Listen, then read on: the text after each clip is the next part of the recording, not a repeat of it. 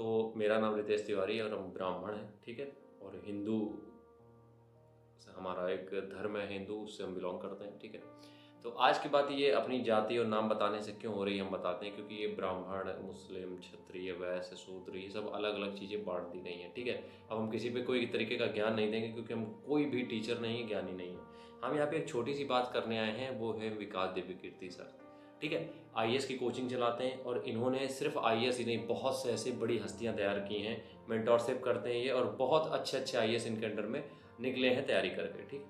एक कंट्रोवर्सी चल रही है जिसमें उन्होंने, मतलब वो वीडियो तो हम नहीं चला सकते क्योंकि उसको हम नहीं फैलाना चाहते। देखो, उन्होंने एक लाइन बोल दी उसमें कि भगवान राम कहते हैं कि अब तुम सीता माता को कि कुत्ते के चाटे हुए घी के समान हो, कुछ इसी तरीके की लाइनें थी। अब एक चीज़ तुम लोग हमेशा समझो कि जैसे जैसे टाइम चेंज होता है, ठीक है, जैसे जैसे टाइम चेंज होता है उस तरीके से के जो कवि आते हैं। अब देखो, पुराने समय में जो कवि थे वो उस तरीके की चीज़ों को, या जो लेखक थे वो उस तरीके की चीज़ों को देख के लिखते थे। आज के जो कवि, अच्छा एक बात बताओ, आजकल तुमने कितने ऐसे कवि देखे जो इंस्टाग्राम पे शायरी बना देते हैं, कैसे ऐसे लेखक हैं जो फेसबुक, इंस्टाग्राम, ये ऑनलाइन माध्यम जो है उसके ऊपर शायरी बना देते हैं। उस समय तो पॉसिबल नहीं था ये। तो एक चीज़ तुम लोग को ये समझनी पड़ेगी, टाइम के टाइम, जैसे जैसे टाइम निकलता है, लोग बाग जितने भी होते हैं वो अपनी तरफ से चीज़ें लिखते हैं।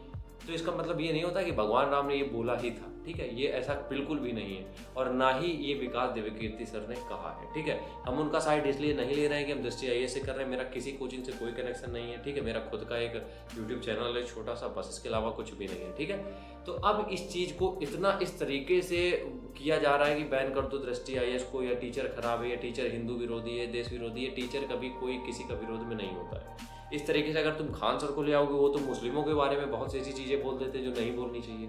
वो तो मुस्लिम है, अब ये कह दो वो मुस्लिम विरोधी है, तो ऐसा नहीं होता है। टीचर टीचर होता है बस, ठीक है।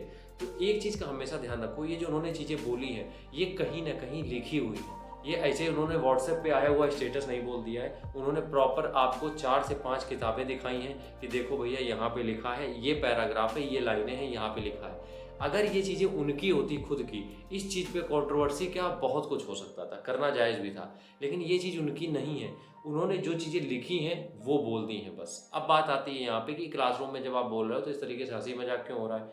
देखो मेरी बात, होता क्या है, एक तो यूपीएससी एक ऐसा सब्जेक्ट है, ऐसा टॉपिक, एक ऐसा तैयारी है कि जिसमें कि इतने बोरिंग सब्जेक्ट हो जाते हैं, इतने बोरिंग टॉपिक हो जाते हैं।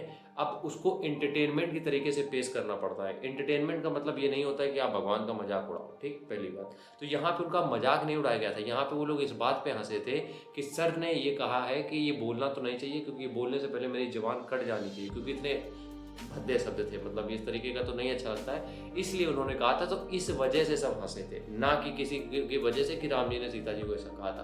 तो तुम लोग पढ़े लिखे हो, थोड़ी सी बुद्धि लगाया करो। हिंदू हम भी हैं और अपने धर्म से, सनातन धर्म से बहुत प्यार है, क्योंकि इस तरीके का धर्म वाकई में कोई नहीं है। लेकिन इसका मतलब ये नहीं है कि किसी भी टीचर के तुम खिलाफ चले जाओगे।